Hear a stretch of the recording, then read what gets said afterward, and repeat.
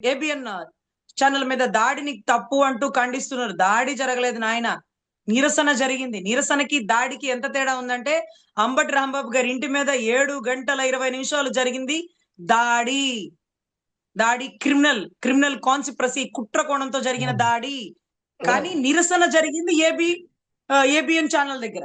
కానీ నిరసనని దాడి అన్నారు, దాడిని నిరసన అన్నారు. దాడి చేసిన వాళ్ళని ఖండించలేదు, కానీ నిరసనను మాత్రం పూర్తిగా ఖండించారు. అంటే బాబు గారు రైట్. ట్విట్టర్ లో పెట్టిన పోస్ట్ అండి, ఈయన ట్విట్టర్ లో పెట్టిన పోస్ట్ ఆయన ఆపరేట్ చేస్తాడేమో, whatever it may B.